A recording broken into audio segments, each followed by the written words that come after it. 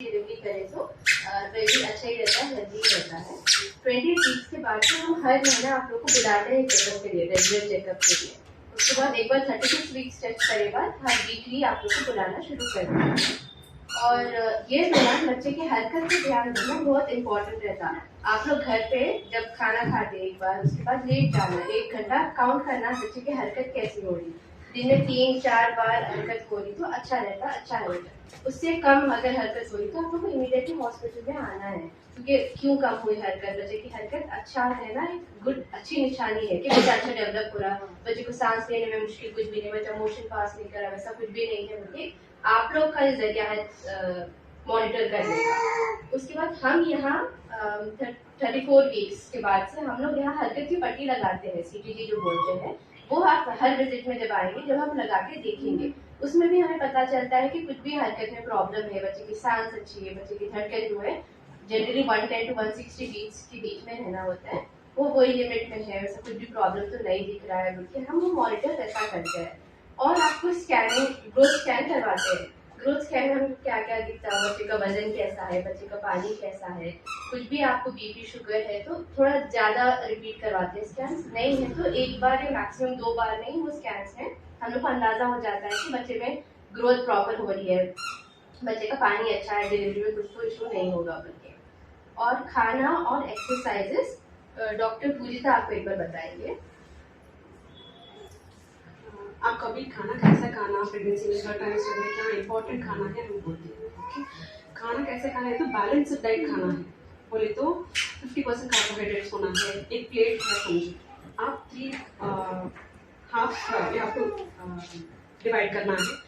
जो 50% है आप कार्बोहाइड्रेट्स मीन्स रोटी चावल ऐसा खाना है, और उसमें 25% सब्जी पूरा, और 25% है तो फाइबर अच्छे से लेना है ताकि आपको मोशन अच्छे से आए और मोशन का डिफिकल्टी ना हो, और पानी भी अच्छे लेना है, मिनरल 3 to 4 लीटर पानी भी लेना है।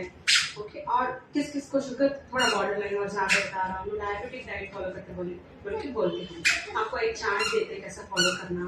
हाई ग्लाइसेमिक फूड्स बोल के होते हैं, कैंडी, बनाना, जो मीठा है आपको खाने में, जो मीठा है वो कंट्रोल में लेना। ओके, वो इसके लिए वो हाई ग्लाइसेमिक इंडेक्स लिए तो शूटअप होना, बेबी का वजन ज्यादा होना, आपको जो नॉर्मल डिलीवरी ट्राई करे तो बेबी वजन ज्यादा हुआ सो शोल्डर आके अटक जाना, और बीच में आफ्टर डिलीवरी के टाइम पे थोड़ा तकलीफ होना है पूरा हो सकता है, इसलिए शुगर अच्छे से मॉनिटर करना है आपको जो घर पे बोल रहे हैं, अगर शुगर नहीं घर पे मॉनिटर करना तो 4 बार देखना, यहाँ पेट में देखना, ऐसा पूरा अच्छे से फॉलो करके। ये हमारी बुक के पीछे हम जो वैल्यूज लिखने के लिए टेबल रहता है, वहाँ पे लिख के आना है, ठीक है। और हम बोलते हैं ज्यादा खाना खाना पूरा सब ठीक है, पर अच्छे से कंट्रोल में क्या अच्छा सा लेना है वो भी समझाना है। ओके, और खाने के बाद जो नाइट टाइम खाते इमीडिएटली आफ्टर फूड लेटना नहीं, आपको रिगस्ट्रेशन होता है, बिकॉज थर्ड ट्राइमेस्टर में पेट बड़ा होता, वो जो रिगस्ट्रेशन का इश्यू ज्यादा होता है, इसलिए खाने के बाद 1-2 घंटा एटलीस्ट थोड़ा खाइए, और एटलीस्ट जस्ट सिट आफ्टर थोड़ा कंफर्टेबल के लेवल ऊपर करना बोल के नहीं बोल रहे, थोड़ा ठहरिए ताकि आधा घंटा भी ठहरे तो आप लोग डायरेक्ट जो है अच्छा सा रिलैक्स होना है। तो क्या क्या करना है बोले तो बटरफ्लाई एक्सरसाइज हमारी वो जो कार्ड है पीछे इमेजेस के साथ देते हम कैसा करना है क्या करना है बोल के, बटरफ्लाई एक्सरसाइजेस करना है, और लॉन्चेस बोले तो ऐसा एक्सरसाइजेस करवाना है, ऐसा करना है, और स्क्वाट्स जो बोलते ना ऐसा भी करना है। और क्या है ना, not more than your comfort level. आपको सांस लेने में दिक्कत हो रहा, ऐसा कुछ भी हो, स्टॉप करके थोड़ा रेस्ट लीजिए। जो भी एक्सरसाइज कर रहे हैं वो एक्सरसाइज करते पर आप सुकून से बात कर सकना, उतने लिमिट तक करना। ऐसा है तो आपको पेल्विक मसल्स जो है वो रिलैक्स होते हैं, they get prepare for normal delivery. Normal delivery के लिए करना है मैडम क्या, नो, इवन सिजेरियन वालों भी कर सकते हैं, पर क्या है ना, प्रीवियस सिजेरियन जो है वो थोड़ा केयरफुली करना है, जो टाँके में पेन हो रहा तो स्टॉप दैट। ओके, आप 30 मिनट्स ऐसा वॉक भी जा सकते हैं, not brisk walk, slowly, not breathless होने तक नहीं जाना, कंफर्ट लेवल में जा सकते हैं आप, ठीक है। हर किसी को जरूरी है एक्सरसाइज, वो भी करना है, ठीक है। स्टेज में आप लोग को प्रॉब्लम्स क्या क्या आते हैं, पीठ में दर्द होना, नीचे पेट में दर्द होना, सफेद कपड़ा होना, ये सब आते जनरली पेशेंट्स हमारे पास ये कंप्लेंट से आते हैं। पीठ में दर्द, नीचे थोड़ा दर्द होना, वो जनरली पेशेंट्स में कुछ भी इम्पोर्टेंट नहीं रहता। आप थोड़ा एक्सरसाइज करें, स्ट्रेचिंग करें तो वो मैनेज हो जाता। सफेद कपड़ा जो है वो हम दवाइयाँ देते हैं उसके लिए। सफेद कपड़ा भी 2 किस्म के होते हैं। एक सफेद बिल्कुल पानी की तरह होता है, चिकट होता है पानी की तरह, वो हेल्दी होता है, वो थ्रू आउट प्रेगनेंसी आपको आया तो भी कुछ भी नहीं होता। एक सफेद कपड़ा लुंडे लुंडे गड्ढे की तरह आता है, पूरा वाइट होता है, जिसमें स्मेल आ रही है, आपको खुजारा नीचे, तो उसके लिए हम आपको दवाई देंगे। तो वो आप बोलना है डॉक्टर को कि ऐसा हो रहा है हमें, तो हम चेक करेंगे नीचे से वो कौन सा है। आप लोग अगर डिफ्रेंशिएट नहीं कर पा रहे तो हम चेक करके फिर आपको उसके लिए दवाई देंगे, वो ट्रीटेबल रहता है। ठीक है, टीडैप बोल के आता है, उसमें 3 डिजीजेस कवर होते हैं। टीटी का रहता है, डिप्थीरिया, परtussis, ये 3 डिजीजेस कवर करते हैं। और एक फ्लू वैक्सीन रहता है। फ्लू वैक्सीन आप प्रेगनेंसी के दौरान कभी भी ले सकते हैं, 3rd ट्राइमेस्टर में देते हैं।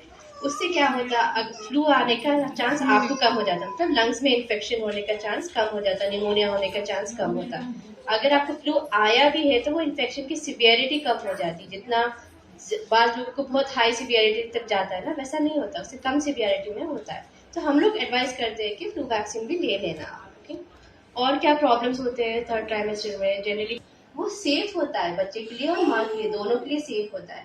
उसमें क्या होता है, आपको दर्द आएगा बट महसूस नहीं होगा।